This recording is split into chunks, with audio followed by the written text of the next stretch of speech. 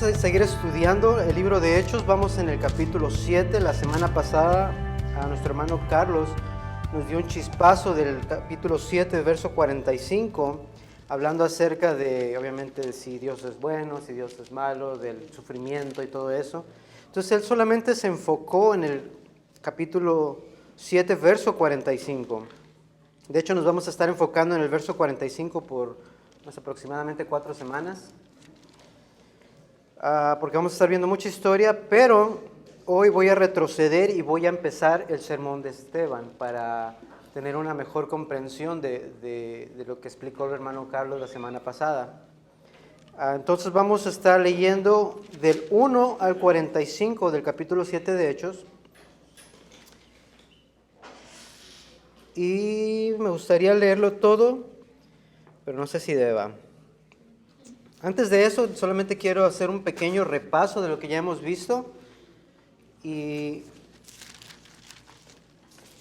obviamente vimos que llegó Pentecostés, vimos las fiestas judías, dimos la explicación más que nada de lo que son los milagros, de cómo tienen un propósito, todo eso, que ahorita lo vamos a ver más adelante.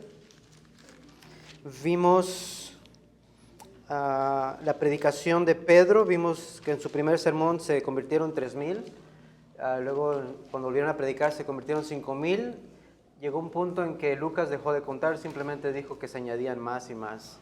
Cuando empieza el capítulo 6, dice, por aquellos días al multiplicarse el número de los discípulos, quiere decir que ya no estaba contando, ya no llevaba un récord definido, simplemente eran muchos. A causa de ese problema, entre comillas, de que estaban creciendo, es como aquí en Conroe, ¿verdad? La iglesia estamos creciendo tanto que ya es un problema. Los niños no caben, el aire acondicionado no enfría lo suficiente. Entonces, son cosas que pasan cuando la iglesia crece de gran manera. Entonces, aquí pasa esto, el número de discípulos crece.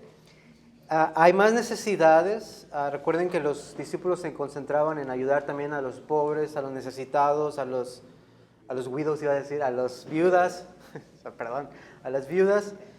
Y se empieza a desarrollar ese problema que las viudas griegas estaban siendo menospreciadas, estaban siendo olvidadas, porque toda la atención era para las viudas judías. Entonces nace ese problema. Entonces los discípulos, los apóstoles dicen, bueno, nosotros no podemos predicar la palabra ni podemos ayudar a las señoras. Entonces vamos a seleccionar un grupo de personas que tengan estas características, y es que sean llenos del Espíritu Santo y de sabiduría, o sea, que sepan y que se encarguen de esta tarea. Más adelante, cuando nos da la descripción de Esteban, que también aplica para las otras personas que eran de allí, ¿dónde está? Aquí está. Y escogieron a Esteban, un hombre lleno de fe y del Espíritu Santo. Entonces estas características se aplican para las otras personas, los otros 6 diáconos. Se presume que estos diáconos son los primeros diáconos que le llaman servidores de la iglesia, de la organización de la iglesia. Entonces aquí empieza esto, Esteban es escogido, Esteban empieza a servir. Entonces los discípulos dicen que, ¿dónde está?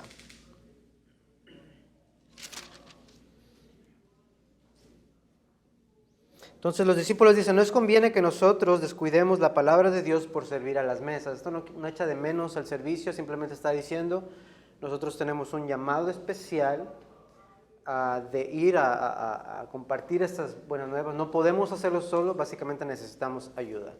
No quiere decir que los que atienden a las mesas son menos, quiere decir que las funciones son diferentes.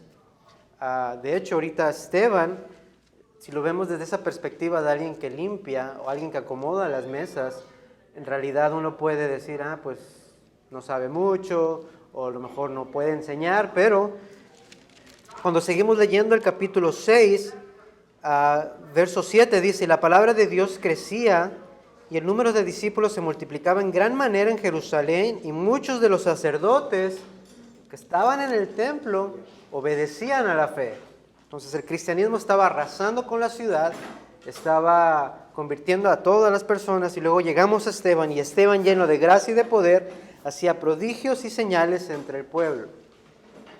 Vemos que es la primera característica de los milagros. Entonces, ya para entrar a la clase, que la pregunta que hizo el hermano Carlos la semana pasada, ¿cómo usted puede convencer a alguien que Jesús es el Mesías?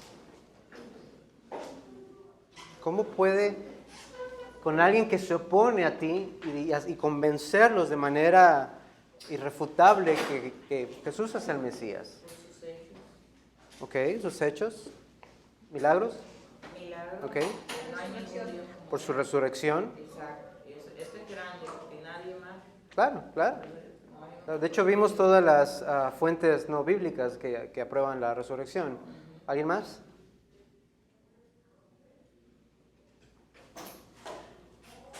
¿Por qué lo dijo? La Biblia. Porque la palabra lo dice y nosotros lo creemos. Claro. Entonces, otra sería las escrituras. Por ejemplo, tengo 2 años trabajando con mi jefe, trabajando en el sentido de conversaciones, porque él es testigo de Jehová. Él me ha conseguido libros que no puedo conseguir en ninguna parte, entonces gracias a Dios porque es testigo de Jehová, por ahora. Pero con él he estado compartiendo diferentes cosas. Él dice que Jesús no murió en una cruz, que murió en un madero. Me mandó su cita, entonces leí todo el artículo y noté varias cositas, busqué las fuentes y me di cuenta que no citan toda la fuente, solamente citan lo que les conviene. Entonces le dije, mira, encontré esto, ¿qué piensas? No me dijo nada. Total, tenemos pláticas y todo eso, yo le doy mis razones por las que creo que está mal. Perdón, pero pues estás mal. Y él me dice las razones por las que él cree que está bien, pero no me dice que yo estoy mal. Entonces, después de todas estas conversaciones, el viernes pasado me invitó a la convención de los testigos de Jehová. Vamos a ir. Así que si quieren ir conmigo, nomás me avisa. Entonces voy a ir con él porque hay una cuestión que yo quiero descubrir, y es que cuando bautizan a los testigos de Jehová dicen, más bien las preguntas que le hacen es que si, déjame lo recuerdo bien. Lo que he escuchado decir que no he podido hallar es que cuando los bautizan, no los bautizan en el nombre del Padre y del Hijo y del Espíritu Santo, los bautizan en el nombre del Padre y del Hijo y de la organización guiada por el Espíritu Santo, haciendo que la organización de los testigos de Jehová sea parte esencial de la salvación. Entonces, eso es lo que él cree, voy a ir con él. Le hice una pregunta el viernes acerca de cómo sabe él que alguien es parte de los 144,000 que menciona Apocalipsis, porque ellos piensan que ellos son los únicos que van a estar con Jesús. Entonces le pregunté, ¿cómo sabes que estos 144,000 son uno de ellos? ¿Eres tú uno de ellos? Y él me dice, no, pues no sé. Entonces, ¿cómo sabes que alguien es? Entonces ahí estamos discutiendo, estamos intercambiando ideas, pero llega un punto en que yo le digo, la diferencia entre tú y yo es de que tú crees que Jesús es el arcángel Miguel. Yo no creo que es eso, porque la Biblia no me enseña eso. Tú te basas en un solo verso donde dice que Jesús viene con voz de arcángel. Debe ser el arcángel Miguel. Pero la Biblia me dice que los ángeles no pueden hacer nada contra Satanás. Incluso el mismo ángel no pone juicio en contra de Satanás. Y Jesús reprende a Satanás. Entonces, ¿cómo está eso? La única manera en la que yo voy a poder llegar a una conclusión con él es por medio de las Escrituras. Estaba hablando de cómo saben ellos que alguien es un parte de los 144,000, ¿verdad? Sí. Entre los testigos de Jehová. Uh-huh. Bueno, lo que yo sé es que solamente los que se sienten parte de los 144,000 son los que participan en los emblemas, que es la Claro. Cena. Claro, pero por ejemplo, suponiendo que sea así, yo siento, bueno, los mormones sienten después de leer el libro del Mormón y sienten bonito en el pecho, debe ser verdad. O sea, es una opinión, es una experiencia muy subjetiva. Yo le dije a un mormón, yo leí el libro del Mormón y no sentí nada. Leo la Biblia y a veces no siento nada, me aburro, o sea, especialmente en Levítico y todas esas leyes bien raras. Pero no quiere decir que porque no siento no sea verdad. Tengo que meterla a un estudio contra la historia, contra la geografía, contra la paleontología, todas esas cosas, y la Biblia sobrepasa el libro del Mormón. Del libro del Mormón no hay evidencia de nada. Y todo está en Nueva York, eso sí lo agarró bien, pero porque ahí vivía el profeta, ¿verdad? Entonces la Biblia debe ser la base de nuestro encuentro con estas personas. Primera de Pedro 3:15 dice que hay que santificar a Cristo como Señor. Debemos de poner a Jesús como lo más alto. ¿Cómo? Presentando una defensa a cualquiera que nos pida una razón de nuestra esperanza. ¿Cómo? Con humildad y con respeto, con mansedumbre. Entonces Esteban, aunque Pedro todavía no escribía eso, Esteban está en esta situación donde empieza abriendo con milagros. Entonces vimos, la pregunta que hice entonces es, ¿cómo mostrar a las personas que Jesús es el Mesías? Yo pienso, y como lo vimos la semana antepasada, que cualquier sermón debe estar basado en las Escrituras, cualquier defensa debe estar basada en la Biblia. Entonces Esteban empieza haciendo esto que hemos estado viendo. Sucede un milagro. Capítulo 6, verso 8. Y Esteban, lleno de gracia y de poder, hace grandes prodigios y señales. ¿Qué pasa después de eso? La gente queda asombrada o la gente tiene atención, ¿verdad? Más adelante dice, se levantaron unos de la sinagoga y discutían con Esteban. O sea, Esteban, al estar haciendo estas señales y posiblemente compartiendo su fe, llamó la atención de las personas y fueron a hablar con él. Discutían. Oh, Simón, es que no es bueno discutir. Pablo discutía muchas veces con las personas. Debemos de contender por la fe. Entonces, verso 10, pero los que discutían con Esteban no podían resistir, ¿qué? La sabiduría y el espíritu con que hablaban. Déjenme les muestro algo que de hecho tocamos en nuestro grupo de vida esta semana en la casa. Y es Efesios 1:16. Yo iba a decir 15. Y dice, no ceso de dar gracias por vosotros, haciendo mención de vosotros en mis oraciones, pidiendo que el Dios, nuestro Señor Jesucristo, el Padre de gloria, les dé espíritu de sabiduría, de entendimiento, de revelación, en un mejor conocimiento de Él. Ok, voy a tener todo ese entendimiento, está bien, ¿para qué? Lo dice Pablo, para que sepas, para que tu corazón sea iluminado, para que tu mente sea abierta de tal manera de que no solamente escuches, de que no solamente pienses, sino de que sepas en tu mente, de que sepas en tu corazón cuál es esa esperanza que hay en ti, cuáles son las riquezas de la gloria de su herencia en los santos y la extraordinaria grandeza del poder, de este poder que levantó a Jesús de los muertos y de que ahora está en nosotros para ir y llevar las buenas nuevas a los demás.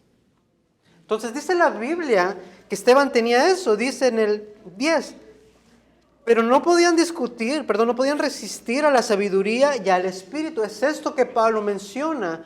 Esteban sabía la esperanza, sabía la herencia de los santos y sabía el poder que resucitó a Cristo estaba en él. Interesante, ¿no? Y todavía no empezamos con el sermón de Esteban. Entonces, igual que Cristo, en el verso 11, persuadieron a algunos para que dijeran,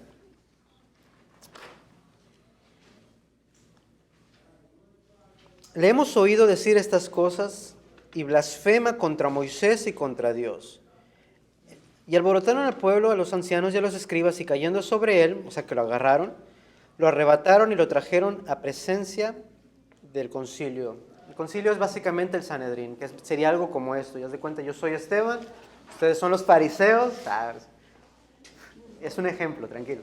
Entonces ustedes son los fariseos y ahí estaba posiblemente Caifás, el sumo sacerdote, y era un juicio. Esteban está en medio y simplemente tiene que defenderse de todos ellos.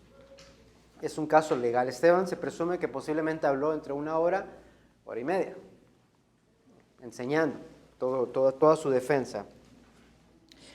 Entonces presentaron falsos testigos diciendo, este hombre continuamente habla en contra de este lugar santo y de la ley. Posiblemente el templo y de la ley obviamente dada por Moisés. Capítulo 7. ¿Alguna pregunta hasta ahorita? Bueno, ahorita tú mencionabas los testigos de Jehová y que no saben si van a estar incluidos en esos 144,000. ¿Cómo pueden seguir y abrazar una causa sin saber sin esperanza, sin promesa, a ver si me la gano, como si fuera una lotería, ¿cómo puede uno? Es que la esperanza de ellos es A ver si estar en esta tierra. Porque ellos, para ellos el reino es que este sistema del mundo está corrupto y cuando Jesús venga va a cambiar todas las cosas y ellos tienen la esperanza de estar aquí en nuestra nueva tierra. Bueno, tienen la esperanza porque a veces no están seguros, por eso tienen que hacer todo ese trabajo. Pero ellos tienen por lo menos estar aquí, mientras que los 144,000 ellos se la están gozando ya con Jesús. Pero la esperanza de un testigo de Jehová regular o de una, ¿cómo dijo el señor Núñez? De la oveja promedio de ellos, es de que su esperanza es estar aquí en la tierra. Entonces, si yo no tuviera esperanza, claro. tengo, Claro, entonces, estuviera haciendo justicia. de hecho Jesús, si usted va a lo que ellos usan, razonando las escrituras, es un libro de ellos, dice que Jesús solamente es mediador del Israel espiritual. Si usted se busca Israel espiritual solamente son estos 144,000. O sea que ni siquiera Jesús es mediador de todos, por eso necesitan la organización. Buena pregunta. Con algo que es una esperanza. Nosotros tenemos la esperanza que ya vamos a estar con Cristo y perseveramos y estamos en su camino porque hay una promesa.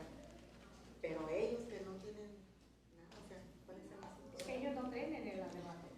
Ellos creen en una vida terrenal, paradisíaca en la tierra, Claro. pero no creen en el arrebato. Creen en la selección de los 144,000 ungidos para reinar con Cristo en el cielo.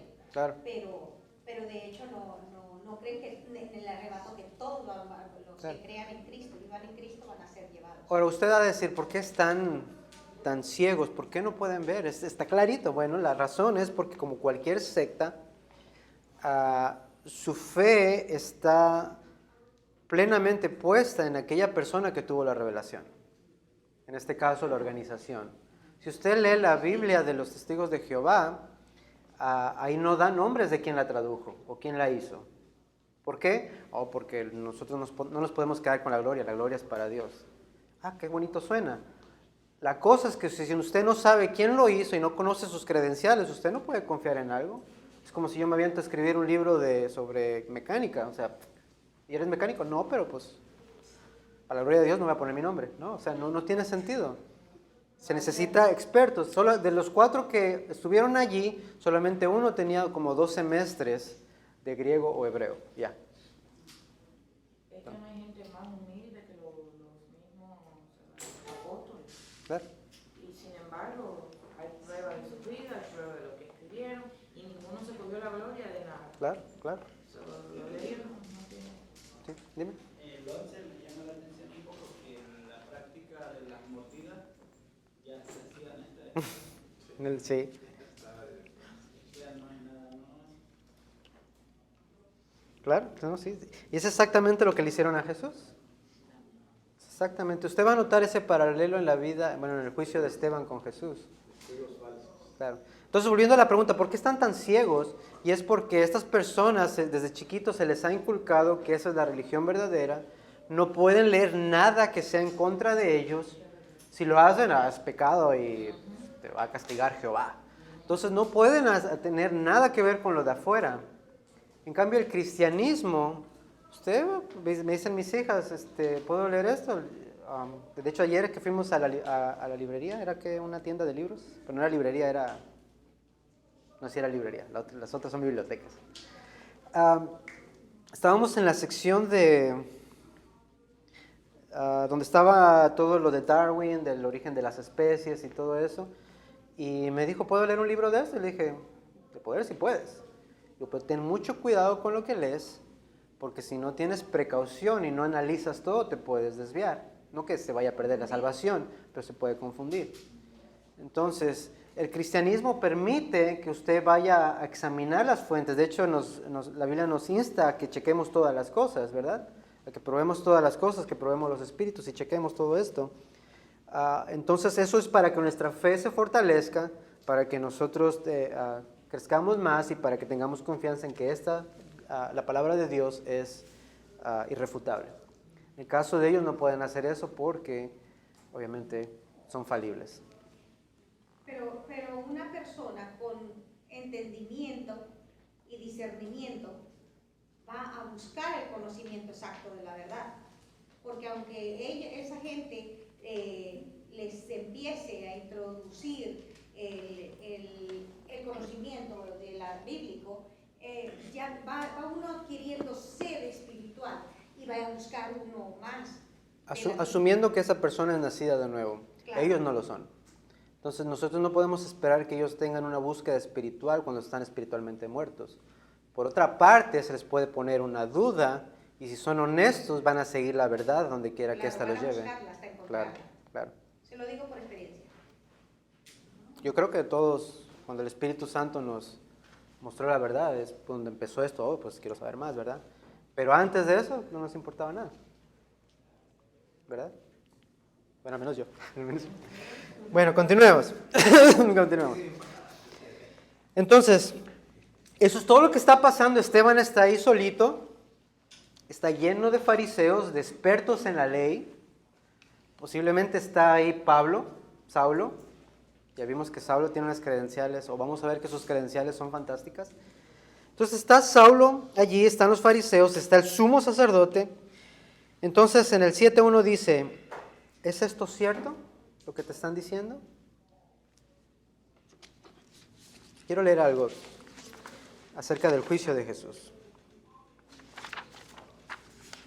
Y está en Mateo 27:11. Jesús pues estaba en pie delante del gobernador y éste le preguntó diciendo, ¿eres tú el rey de los judíos? ¿No se parece a lo que dijo Jesús? ¿Es cierto eso? Y Jesús le dijo, yo dije, tú lo dices. 12. Y siendo acusado por los principales sacerdotes y por los ancianos, nada respondió. Pilato entonces le dijo, ¿no oyes cuántas cosas testifican contra ti? Pero Jesús no le respondió ni una palabra, de tal manera que el gobernador se maravillaba mucho.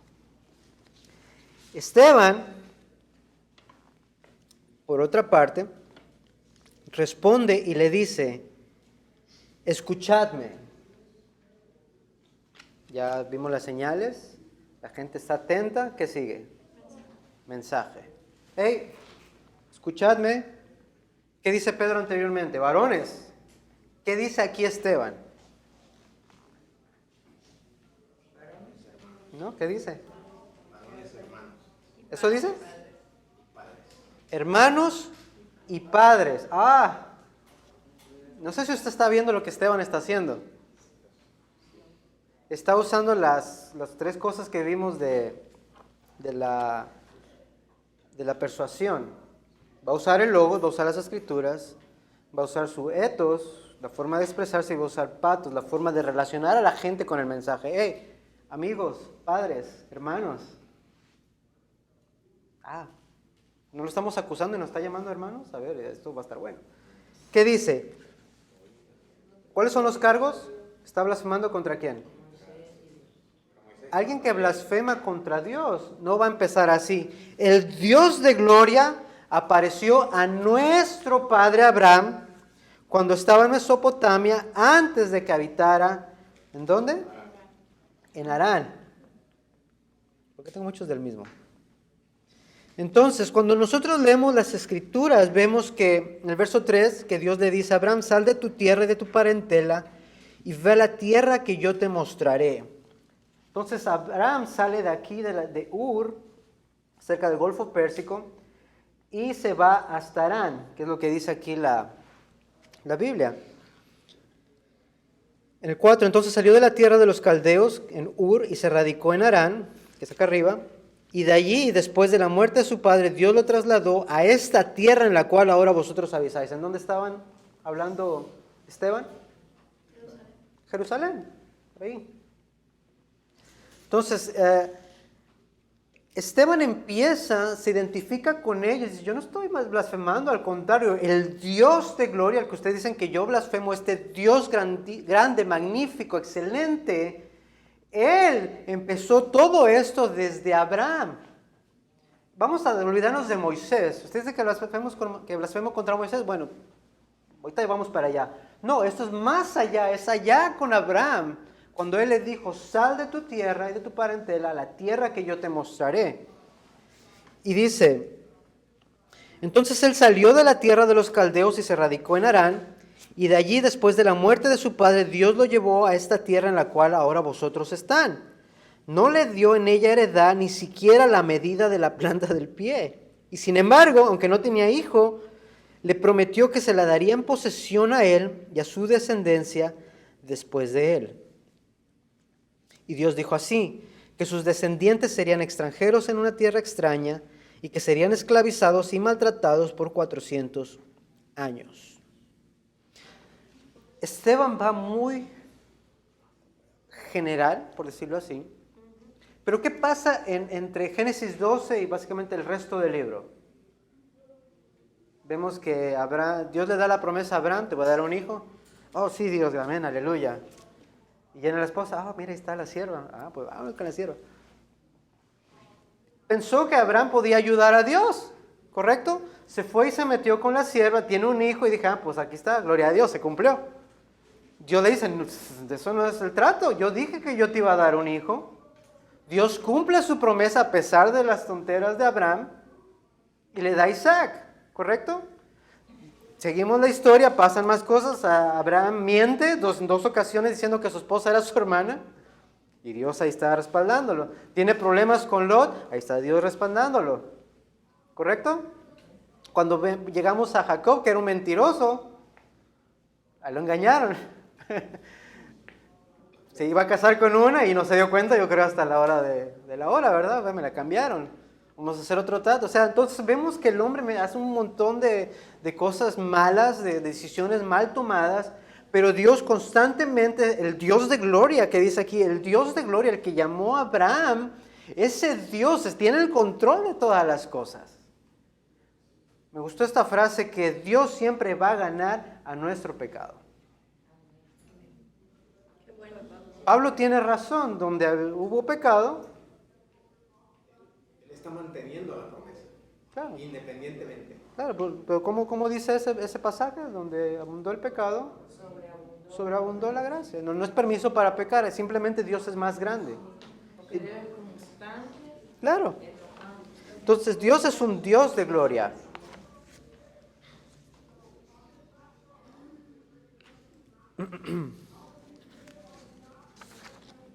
Tengo mis notas, a ver si no se me pasa nada. Entonces Esteban continúa con su discurso y quiero leer esto. En esta primera parte de la defensa de Esteban vemos la providencia de Dios, el cuidado de Dios en cuanto a sus promesas. La providencia es la bondadosa obra de los propósitos de Dios en Cristo Jesús para con los hombres. Es decir, Dios en su gracia orquesta soberanamente todos los acontecimientos, vidas y muertes en la historia de tal forma que todo culmine en la persona de Cristo. La historia que está contando Esteban no es su historia, no es para que se sientan bien ellos, es para llegar ultimadamente a la persona de Cristo. Entonces seguimos leyendo. Verso 6. Y Dios dijo así, que sus descendientes serían extranjeros en una tierra extraña y que serían esclavizados y maltratados por 400 años. Esto vemos que pasó en Egipto. Pero dice Dios, yo mismo juzgaré a cualquier nación de la cual sean esclavos, dijo Dios, y después de eso saldrán y me servirán en este lugar. Y Dios le dio el pacto de la circuncisión, y así Abraham vino a ser padre de Isaac, y lo circuncidó al 8º día. Isaac vino a ser padre de Jacob, y Jacob de los 12 patriarcas. Están todos los judíos ahí, todos los fariseos. Los fariseos deberían de formar parte de las tribus, ¿correcto? De las 12 tribus. Pablo formaba parte de la tribu de Benjamín. Entonces, chéquense lo que hace Esteban. Le da la historia así, Dios hizo esto y aquello, y Dios fue padre de Isaac, Isaac de Jacob, y Jacob fue padre de los 12 patriarcas. Y luego dice esto, y los patriarcas, sus padres, nuestros padres, ¿qué hicieron? Vendieron a José porque le tenían envidia. O sea, que les está aventando la bola así, el pastelazo en la cara. Y lo vendieron para Egipto, pero a pesar de esa decisión de ellos, Dios estaba con él. Y empieza a contar. Y lo rescató de todas sus aflicciones. Cuando lo metieron a la cárcel, cuando lo acusó la esposa, que yo no sé cómo estuvo, porque salió corriendo y se quedó con su ropa. Y luego lo acusó y lo metieron a la cárcel. Al final sale y termina siendo mano derecha de Dios, de Faraón. Básicamente era Faraón, porque todo lo que él decía se hacía. El Faraón nada más daba la orden. Entonces dice, y Dios lo rescató de sus aflicciones y le dio gracia y sabiduría. ¿Se acuerdan lo que vimos en Efesios 11? De sabiduría, este entendimiento. Delante de Faraón, rey de Egipto, y éste lo puso por gobernador sobre Egipto y sobre toda su casa. En aquel tiempo vino hambre sobre todo Egipto y Canaán, y con ella gran aflicción. Y nuestros padres, está hablando, los hijos de José, los padres de los patriarcas, no hallaban alimento. Pero cuando Jacob supo que había grano en Egipto, este es el papá de José, envió a nuestros padres allá la primera vez. Él está diciendo, vendieron a José por envidiosos. Dios usó todas las cosas en su plan soberano. Lo puso a José en un lugar bien increíble al lado de Faraón. Viene esta hambre y ahora los que lo vendieron y los que lo traicionaron tienen que ir allá a pedir comida. Ellos le iban a pedir a Faraón, pero lo que ellos no sabían es que su hermano estaba al lado de Faraón. Entonces, la primera vez no dijo nada. En la segunda visita José se dio a conocer a sus hermanos y conoció el linaje de José. Faraón conoció el linaje de José. Y José, enviando mensaje, mandó a llamar a su papá, a Jacob, y a todos sus hermanos, y en total eran 75 personas. Y Jacob llegó a Egipto y allí murió, y también nuestros padres. De hecho, si usted ve esta historia en Génesis, dice que los hermanos mandan un mensaje a José cuando su papá muere. Oye, que dice nuestro padre que por honor a él que nos cuides. Se me hace que se lo inventaron. Entonces, deberían de verlo, está muy bueno. Entonces José, obviamente José no tiene nada en contra de ellos. Él dice ahí mismo, lo que ustedes planearon para que me fuera mal, Dios lo usó para bien. ¿Correcto? Entonces, Esteban está dando detalles de todo esto. Y luego en el 17, pero a medida que se acercaba el tiempo de la promesa que Dios había confirmado a Abraham, el pueblo crecía y se multiplicaba. Empezaron 75 personas cuando salieron de Egipto, se calculan que eran, ¿cuántos? 1 millón por ahí. Bueno, la cifra varía, ¿verdad? Pero ya eran bastantes, eran los millones. De 75 personas eran millones. Verso 18.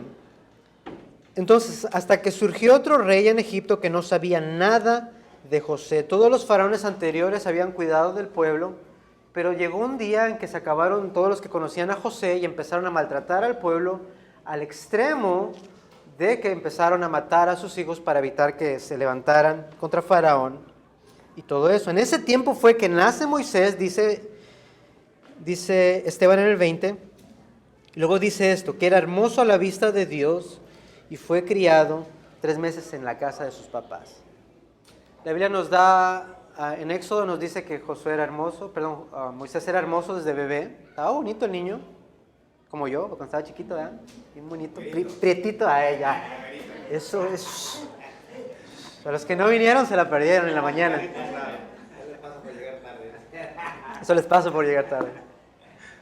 Entonces estaba bonito el niño, pero en sí cuando dice bonito no es tanto su apariencia, sino el plan redentor que Dios tenía por medio de la mano de Moisés. De hecho, Esteban dice, yo imagino que Esteban estaba haciendo todas estas explicaciones, ¿verdad? Porque para ellos era una historia, pero Esteban veía todo esto en la persona de Cristo. Entonces dice, este rey, hablando del nuevo faraón, obrando con astucia contra nuestro pueblo, maltrató a nuestros padres a fin de que expulsieran a muerte a los niños para que no vivieran. Ahí nace Moisés y está bien bonito, verso 21. Después de ser abandonado para morir, la hija de Faraón se lo llevó y lo crió como su propio hijo. Este es un paralelo que quiero hacer porque antes de Cristo nosotros estábamos navegando en ese río a nuestra muerte. La hija de Faraón adopta a Moisés, lo mismo que sucede con nosotros cuando venimos a Cristo. Somos adoptados por Dios en el cuerpo de Cristo.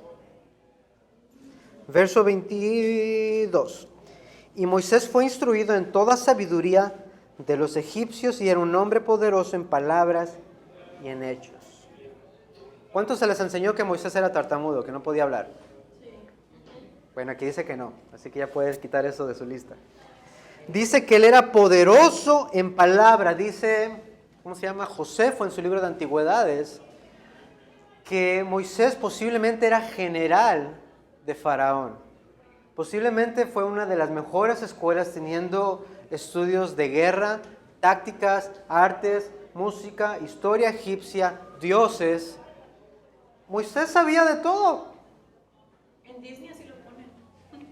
Disney se queda corto. Moisés sabía muchas cosas. Él ordenaba los batallones y traía el botín a casa para Faraón. Entonces tiene sentido por qué Moisés pone excusas. Y apenas puedo hablar. Sí, porque te da miedo ir. Pero aquí vemos que Moisés tenía la preparación. Le faltaba, obviamente, la ayuda de Dios. Pero cuando iba a cumplir la edad de 40 años, sintió en su corazón, tengan cuidado con sentir cosas, sintió en su corazón el deseo de visitar a sus hermanos, los hijos de Israel. Y al ver uno de ellos tratado injustamente, lo defendió y vengó al oprimido, matando al egipcio. Pensaba, cuidado con lo que piensa, que sus hermanos entendían que Dios le estaba dando la libertad por medio de él. Pero ellos ni en cuenta, no entendieron. Me imagino Moisés, soy rico, tengo mucho dinero, pero soy hebreo, está bien. Está maltratando a aquel. Como que siento como que yo lo voy a rescatar. Y va y se mete en la pelea. ¿Y qué le dicen? ¿Qué? ¿También nos vas a...? ¿Qué haces? ¿Correcto? Yo más bien pienso que los vio y le dio coraje y reaccionó así. Sí, porque él pensaba que no estaba mal. Más ellos se desconcertaron porque ellos estaban tan... No los podemos ver que ellos hicieron mal, porque ellos estaban tan acostumbrados a esa vida que ver que alguien llega y te defiende, te quedas así como que... ¿Y ahora me vas a matar a mí? Claro. Porque no le conocía. Claro, pero más allá de eso, Moisés sabía que Dios lo iba a usar. O sea, de alguna forma él tenía ese conocimiento. Lo que pasa es que no era el tiempo. Y los otros que no lo sabían. Claro. Entonces él sí Dios lo iba a usar, pero no todavía. De hecho, todavía faltaron como 40 años para que empezara a usarlo. Entonces todas estas cosas con lo de Abraham, con lo de Jacob, todas esas malas decisiones con Moisés de meterse cuando no era tiempo, son interrupciones en el plan de Dios, pero que Dios soberanamente usa para su gloria. Entonces, después de que lo acusan de que se lo iba a matar como al egipcio, verso 29, Moisés huyó y se convirtió extranjero en la tierra de Madián, donde fue padre de 2 hijos. Pasados 40 años, por fin se le aparece un ángel en el desierto, en el monte Sinaí, en la llama de una zarza que ardía. Una zarza es una planta seca, fea, ahí toda espinosa. Sí, ¿verdad? Medio espinosa. Entonces no tiene nada de bonito. Lo que le llamó la atención es de que esta zarza se estaba quemando y no se consumía. Ya iba a empezar a cantar el corito. Entonces al ver esto, Moisés se maravillaba de la visión y al acercarse para ver, vino la voz del Señor y le dijo: yo soy el Dios de tus padres, el Dios de Abraham, el Dios de Isaac y el Dios de Jacob. Moisés, temblando, no se atrevía ni a mirar. ¿Se acuerdan cuál era el otro cargo en contra de él? Sobre el santo lugar. Era blasfemar contra Moisés, contra Dios y hablar en contra del lugar santo. El lugar santo para ellos era el templo, era como lo máximo. Oh, Dios está aquí. ¿Correcto? Antes, en aquel tiempo, cuando estaba en el desierto, era el tabernáculo. Pero Esteban está haciendo una defensa y está diciendo aquí bueno, cuando leemos Éxodo vemos que Dios le dice, quita tus sandalias porque este lugar es santo. Entonces vemos que Moisés pasa por todo eso. Ciertamente he visto la opresión de mi pueblo en Egipto y he oído sus gemidos y he descendido para librarlos. Ven ahora y te enviaré a Egipto. Entonces Moisés, a quien ellos rechazaron, diciendo, ¿quién te ha puesto por gobernante y juez? Es el mismo Dios que envió para ser gobernante y libertador con la ayuda del ángel que le apareció en la zarza. Yo quiero que note algo. Los judíos que estaban acusando a Esteban estaban dando la importancia al templo. Más adelante Pablo, cuando está en Atenas, dice, Dios no habita en templos hechos de manos. ¿Correcto? Que dice Juan, el Verbo se hizo hombre y puso su tabernáculo, su presencia en nosotros. Más bien en la tierra y después el Espíritu Santo en nosotros. Entonces el lugar santo no es como este edificio. Este lugar es solo un edificio. Lo que hace santo es la presencia de Dios en ese lugar. Si la presencia de Dios está en cada uno de nosotros, es un lugar santo. Entonces los judíos estaban enfocados en el templo, pero en la defensa de Esteban dice, no, el problema no es el templo, el problema es que ustedes tienen una mala percepción de lo que es un lugar santo. No es el templo, no se trata del templo, se trata de donde la presencia de Dios está, ese es el lugar santo. Cuando bajó en la montaña era un lugar santo, cuando bajaba en la tienda de reunión era lugar santo, ¿correcto? Cuando está Moisés en la peña y Dios lo esconde, era tan santo que Dios lo tiene que tapar para que no se muera Moisés. Cuando el arca del pacto tenía ahí las cosas que representaban la presencia de Dios, el que lo toca por querer ayudar a Dios termina cayendo muerto. Entonces el lugar santo es la presencia donde Dios está. Verso 36. Dice, este hombre, hablando de Moisés, lo sacó de la tierra de Egipto, hizo prodigios y señales en la tierra de Egipto, en el mar Rojo y en el desierto por 40 años. Cuando dice que hizo señales y prodigios, está diciendo este hombre era confirmado por Dios para que le creyeran. Él estaba autorizado para hacer estas cosas. ¿Y ustedes qué hicieron? Lo rechazaron. Este es el mismo Moisés que dijo a los de Israel, Dios les va a dar a otro profeta como yo. ¿Ven cómo Esteban está uniendo las cosas a Cristo? Dice, ustedes tienen la tendencia de rechazar todo lo que Dios les manda a ustedes para su bien. Lo hicieron con Moisés, lo hicieron con sus profetas. Todos los profetas fueron perseguidos. Y cuando dijo Moisés que iba a enviar un profeta como él, refiriéndose a Cristo, ¿qué creen que hicieron? Ustedes también lo crucificaron y lo rechazaron. 38. Este es el que estaba en la congregación en el desierto junto con él el ángel que le hablaba en el monte Sinaí con nuestros padres y el que recibió palabras de vida para transmitirla a vosotros, al cual nuestros padres no quisieron obedecer, sino que lo repudiaron y en sus corazones regresaron a Egipto. O sea, no les importó la señal, no les importó comer carne, ni maná, ni que Dios les proveyera todas las cosas, ni que la ropa se les desgastara. Se olvidaron de todo. Rechazaron al que los sacó, a Moisés, rechazaron al Dios que los sacó. ¿Y qué hicieron? Empezaron a adorar a Moloc. ¿Quién es Moloc? Es un dios que si yo tengo un hijo de bebé y yo quiero saciar a Moloc, tengo que sacrificar a mi hijo, que posiblemente era de piedra o de metal, al rojo vivo, y ahí aventabas al niño, para que Moloc estuviera contento. Sí, dice Dios. Dice, también llevaron el tabernáculo de Moloc en el verso 43 y la estrella del dios Renfán, las imágenes que hiciste para adorarlas. ¿Y qué creen que voy a hacer? Yo también los voy a hacer, los voy a abandonar. Verso 42 dice, Dios se apartó de ellos y los entregó para que sirvieran al ejército del cielo. Les dio una mente reprobada, como dice Romanos. Dice Romanos que esas personas están tan perdidas en sus pasiones que Dios dice, ¿quieres estar perdido? ¿Quieres estar de tonto? Bueno, quédate con tu estupidez. Y es lo que hace aquí. Dios los abandona y los entrega a una mente reprobada y no pueden ver. Volvemos a lo que hablábamos hace rato. ¿Por qué muchas personas no pueden creer? Porque están en una mente reprobada y necesitan la intervención soberana del Espíritu Santo. Estamos en el 7, 40 y por ahí.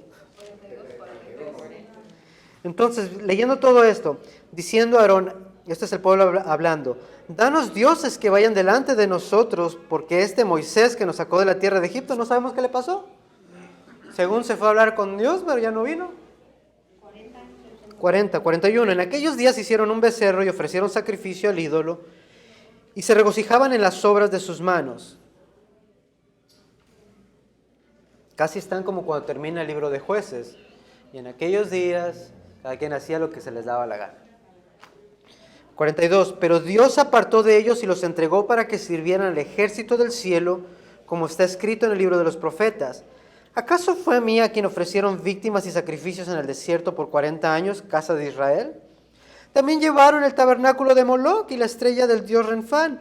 Las imágenes que hiciste para adorarlas, yo también los deportaré más allá de Babilonia.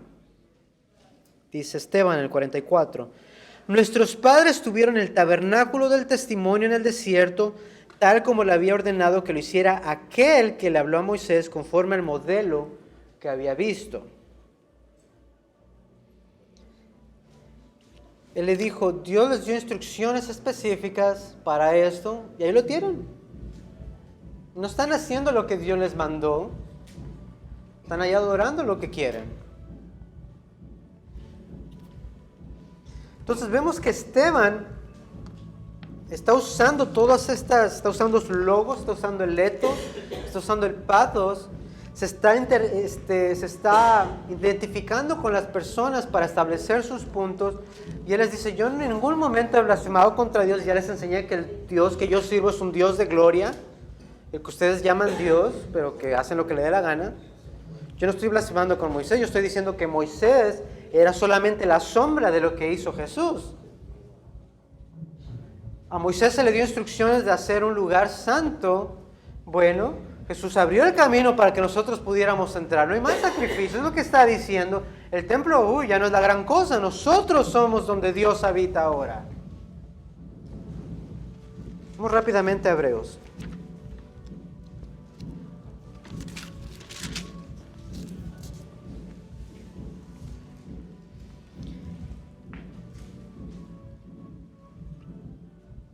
A 9:11. Pero cuando Cristo apareció como sumo sacerdote de los bienes futuros a través de un mayor y más perfecto tabernáculo, no hecho con manos, es decir, no de esta creación, como el que mandó Dios hacer a Moisés, y no por medio de la sangre de machos cabríos ni de becerros, sino por medio de su propia sangre entró al lugar santísimo una vez para siempre, habiendo obtenido redención eterna. Jesús vino, en mi mente, y perdónenme si no soy bíblico, yo imagino Jesús llegó, me imagino tumbó ahí la puerta, quitó todo y dijo, no, por medio de mí yo soy el sacrificio perfecto, mi sangre es suficiente para todas las personas. Pásenle con confianza. No corren el riesgo de morirse porque yo ya pagué el precio. Dios ya puso toda su ira en mí y es suficiente eternamente para todos los que creen. Entonces eso es increíble.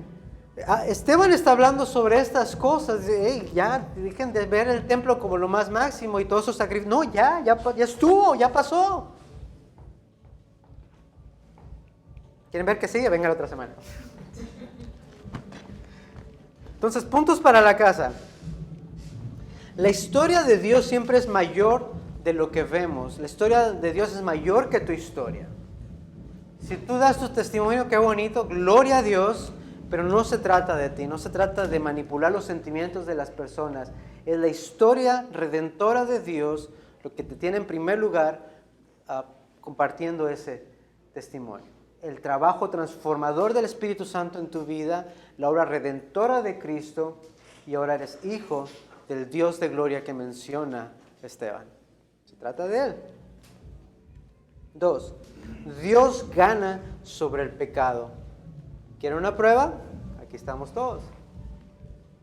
Aquí estamos todos. No hay nadie que pueda detener la mano de Dios cuando Él ya planeó algo. Y el último, Dios habita en nosotros. De hecho, la Biblia nos enseña que la Trinidad está en nosotros. Dios Padre, Dios Hijo, Dios Espíritu Santo. Estamos seguros en Él y nadie nos puede arrebatar de su mano. ¿Preguntas? Yo lo que quería era, estaba tomando nota como que tú hablabas, de que él recuerda acerca de toda esta gente que vinieron delante de él, la gente que se lo culpan de que blasfemó contra ellos y le sacan. Tú sabes que ellos eran igual que tú, ustedes y que yo, gente pecadora.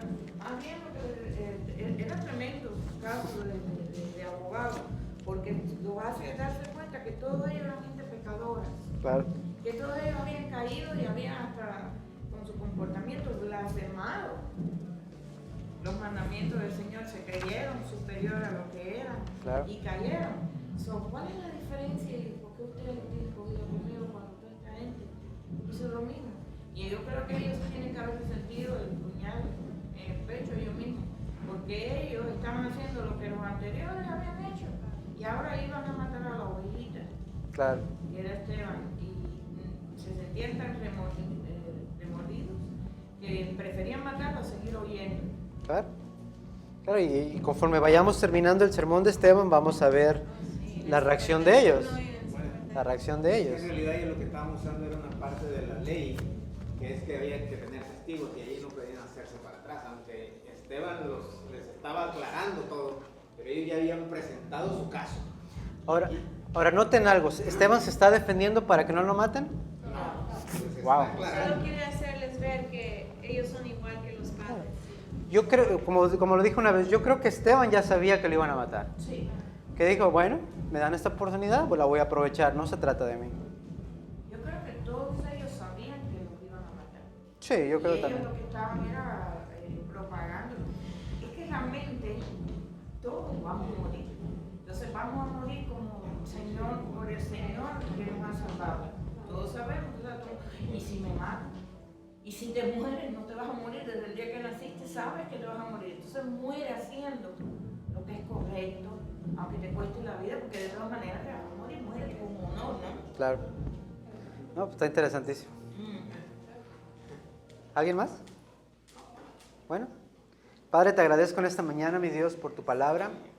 Gracias, Señor, por tan pocos versos, pero sin embargo tanta información, Señor, tanta sabiduría, tantas cosas que tú nos revelas por tu Espíritu Santo.